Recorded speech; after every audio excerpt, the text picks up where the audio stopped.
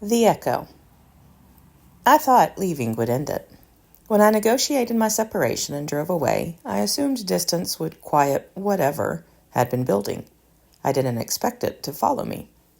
The messages stopped for a while and then had started the previous September. Different numbers, different names. Nothing overt enough to escalate, just familiar enough to register and then unsettle me. I treated each one as separate. If something felt strange, I blocked it and moved on. I didn't investigate. I didn't announce it. I assumed it would lose energy without attention. From September through the following April, that was the rhythm. Irritating, odd, contained. Then in April, one name began appearing. My niece's boyfriend. The first time I saw it, I didn't react. It felt strange, but not yet alarming. A second message came, then another.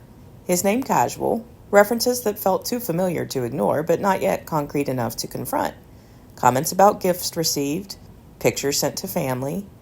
I still said nothing. At that point, I assumed that if someone thought this was funny, if someone was trying to provoke a reaction, it would pass without one. So I gave it nothing. But it didn't pass. Through the summer and into early fall, the messages continued. They grew more specific.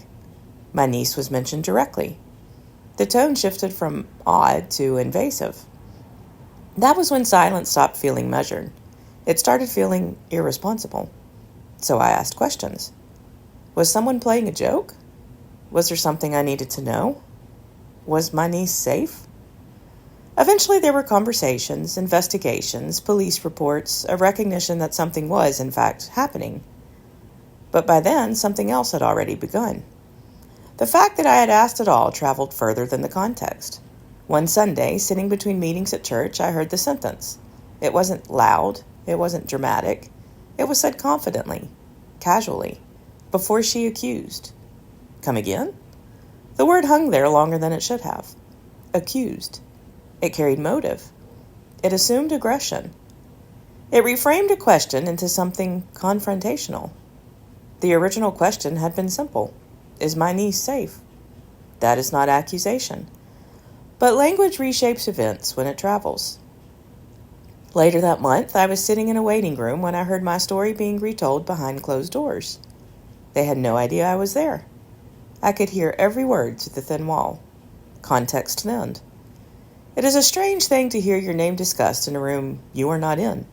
I was used to it in the business world. In my personal world, with people I trusted, it was unsettling.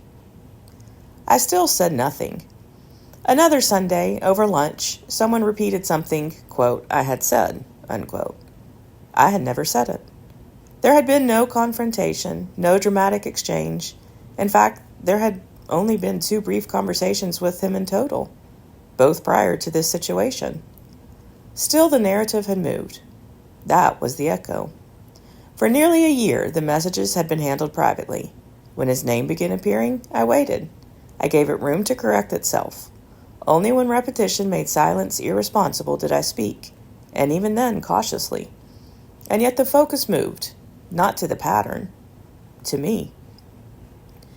At some point during that season, I told my mom quietly that I understood something I hadn't before. I understood why victims don't come forward. Not because the original violation is too big, but because the second layer is. The whispering, the reframing, the subtle repositioning of who the problem is. It is exhausting to defend yourself against something you never started. There were nights I lay awake replaying conversations, not because I doubted what I had done, but because I was trying to understand how asking a necessary question had turned into accusation. I could have defended myself more forcefully. I could have produced timelines and screenshots and insisted on correction. At one point, I probably would have. Now, I chose not to. There is a difference between weakness and restraint. I have known that difference for a very long time. Closeness shifted after that. Ease thinned. Trust required more space than it once had. The shift wasn't announced. It was simply adjusted to. Loss doesn't always arrive in a single explosive moment. Sometimes it arrives when asking a necessary question is enough to change how you are seen. The echo didn't undo me. It clarified where I stood. God didn't silence the confusion. He didn't rush to restore my reputation. He didn't untangle every distortion. What he did was give me peace. Not the kind that made sense. Not the kind that erased the tension in the room or the distance that followed. But a quiet, immovable peace that settled underneath it all.